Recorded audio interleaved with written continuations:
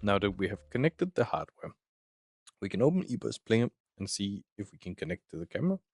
Before connecting, it might be a good idea to set your Ethernet settings. To open your Ethernet setting, go to Control Panel.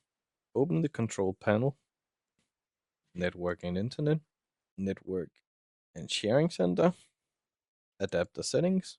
To change your Ethernet setting, head into Network Connections. Find your unidentified network. This is most likely your camera network. Press Properties. Here you'll find all sorts of items enabled for your Ethernet. Most of them are unneeded. In this case, we're just going to need eBus Universal Pro for Ethernet driver and the Internet Protocol version 4. In order to set a proper IP, let's click on Ethernet Protocol 4 and head into Properties and set the corresponding IP 192.168.1.1 and the given subnet mask 255.255.255.0. Press OK and close. In addition, if this is the first time you're using a GigE Vision camera, you might want to set jumbo frames and interrupt rate. So we again head into Ethernet properties. We say configure. In this properties menu, we select advanced. Here we select interrupt moderation. We make sure it's enabled. And we set interrupt moderation rate to extreme. Here we can also set jumbo packets to 9014. In addition to setting our receiving buffer to the highest possible value. You might want to disable your power management if you are not just testing the camera, but running extended tests, as Windows like to disable Ethernet devices.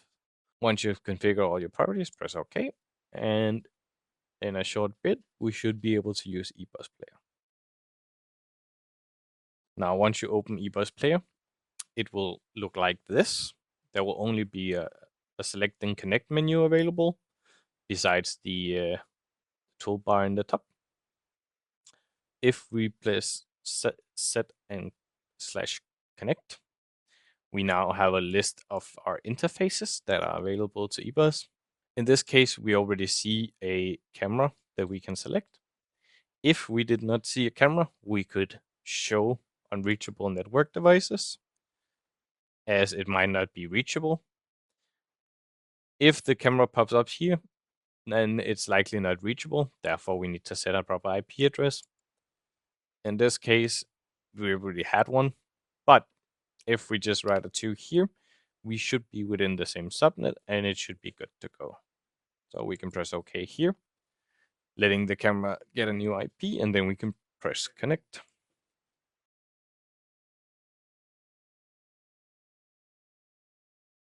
Now we have connected to the camera and we can stop and start playing the images from the camera.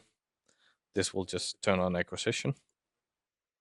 So luckily enough, we get an image without any issues. And we can stop the image again. Below, we have the parameters and control settings. Here we have both communication control and image stream control, which are eBus settings relating to how to interact with the camera.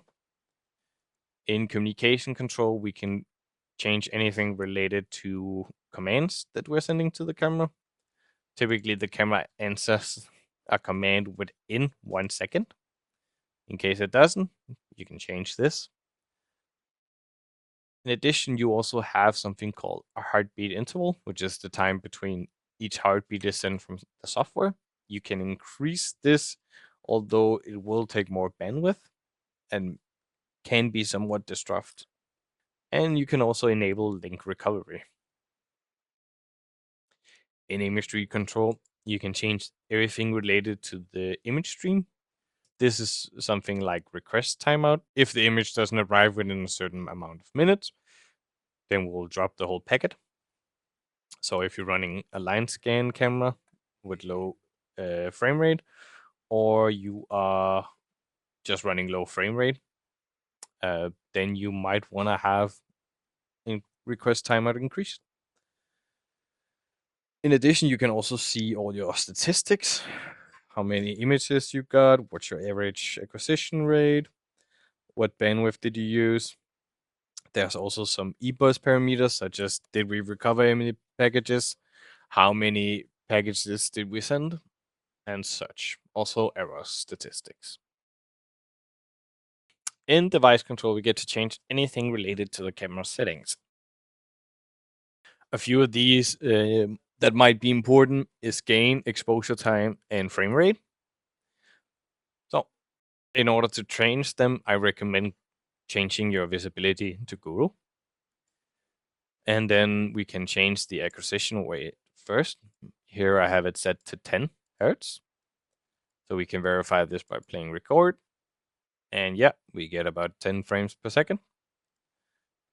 In this case, we can change it all the way up to 30.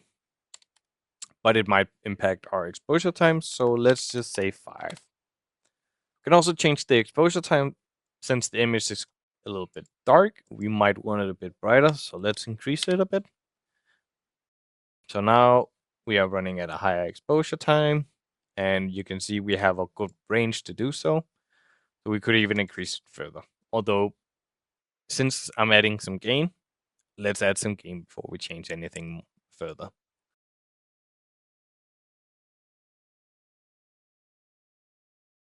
In gain, we have access to all sorts of gains.